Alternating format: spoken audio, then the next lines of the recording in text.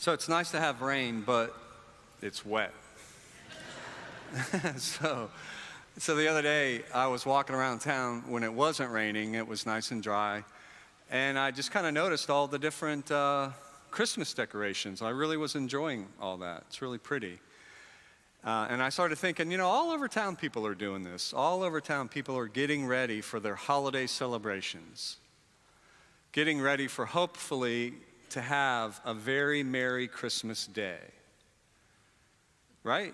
I hope people are doing that. I hope that's what people are doing.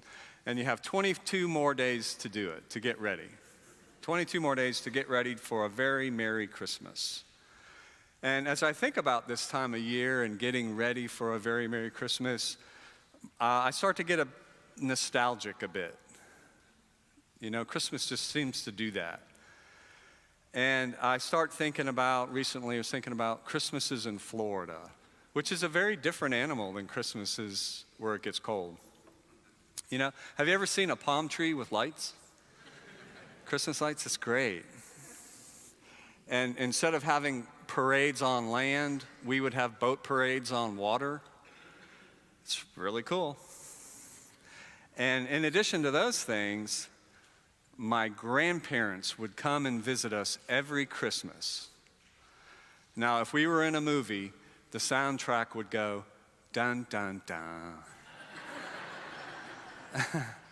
My grandparents, not because they're bad at all, but because they stayed. You know what I mean? They stayed. And do not get me wrong. I love my grandparents and I love the visit. But because they stayed for so long, we just started getting on each other's nerves. Right? We just started annoying each other. My annoyance, the annoyance that I kind of felt from them was their constant reminders to me about how I was living, the clothes I was wearing, and things like that. So for instance, what they really seemed to be annoyed at was my appearance, right? That's always nice. I can't stand to look at you, So here's a for instance, right? So we go out to dinner one time, and back in the day, going out to dinner was a big deal. So I went with my friends during the day and the afternoon, and I was ready to go out to dinner, and I showed up at dinner, and everybody's sitting at the restaurant at the table, and I sit next to my grandmother, and as soon as I sit down, she starts, "What on earth are you wearing? That's the ugliest jacket that I have ever seen." Fun times, So, now, by the way, the jacket was one of those bomber jackets. Remember those bomber jackets? Those were the deal. And it was a olive green one. It was so nice. But my grandmother hated it because I can't even tell you the whole thing. She just went on and on and on. She just kept going. "I can't believe you're wearing that jacket. I could have got you a much better jacket than that." And on it went. Now, when my grandfather did that, and he did similar things, but when he said stuff like that, I could always kind of fire back to him, "Well, if you don't think I look good, then I know I do look good because you don't think I look good." And he would laugh, and then I would laugh, and we'd move on. But my grandmother, that didn't work. She just didn't stop. She wouldn't let it go. She was like a pit bull. She just wouldn't, 90-pound pit bull. She just would not let it go. And so I just kind of had to sit there absorbing the constructive criticism that I was receiving from her. But the truth be told is I felt like my grandmother was just kind of constantly disappointed with me. You know what I mean? Like I just could never live up to whoever it is that she had in her mind I was supposed to be. I couldn't live up to it.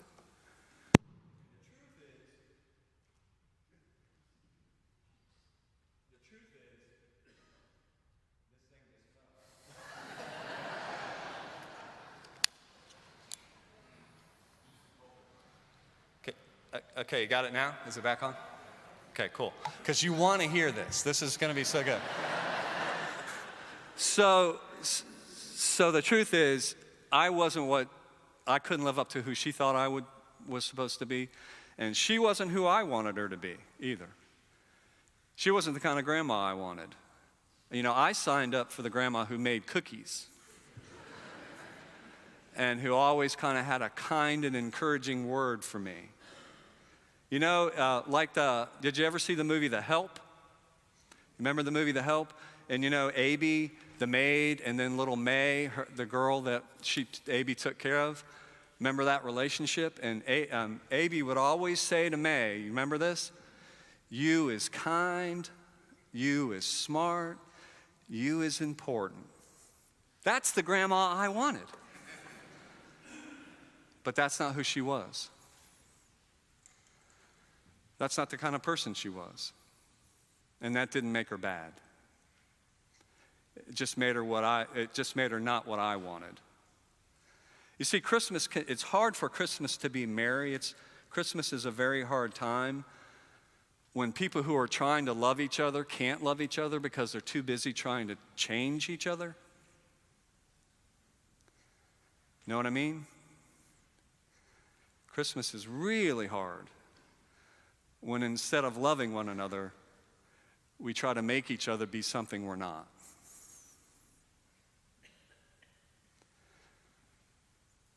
So, as life would have it, now I'm a grandparent. Right? So I get my turn. And I get my turn to fulfill a vow that I made because of my relationship with my grandparents and also because of my ongoing interaction with our spiritual tradition, the Christian spiritual tradition. Because of that, I vowed that I would let the people I love be who they are and not who I want them to be. I'm going to let them be who they are as best as I can. I fail all the time, but I'm trying. I'm trying to live up to that vow. So this Christmas, I get a real good chance. I get a great chance because all of our kids, except for Miles, are coming in town, and our granddaughter's coming in town. She's going to be with us for Christmas, and her name is Sophia, and she just turned 1 year old. So I get to practice being a grandpa at Christmas.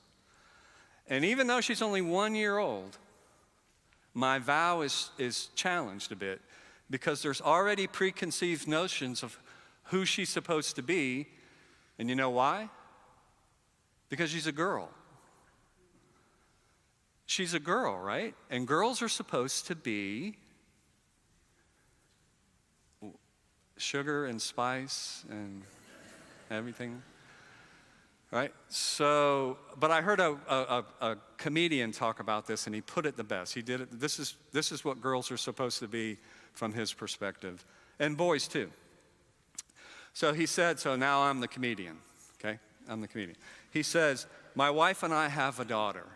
And he said, I love having a daughter. A girl world is the only world that I know.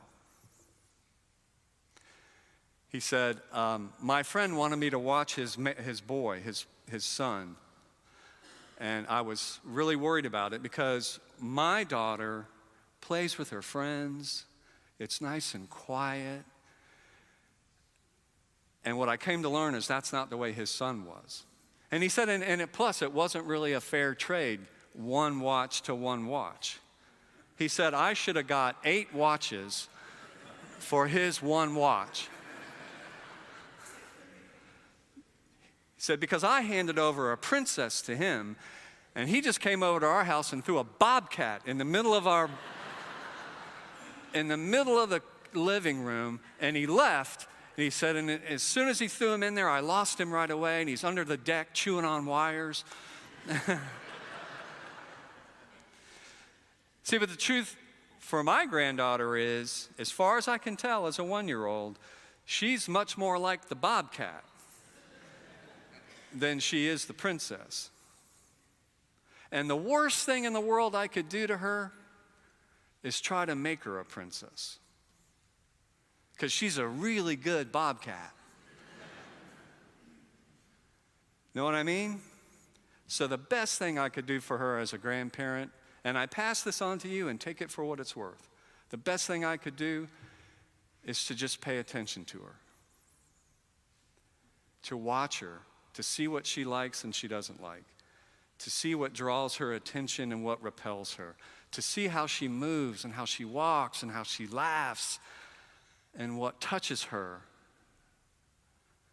And I think if I do that as her grandfather, she won't be standing up here telling you about me in a long time. And also, I think it'll be a really very Merry Christmas. And I've got 22 more days to get ready for it. And so do you. Amen.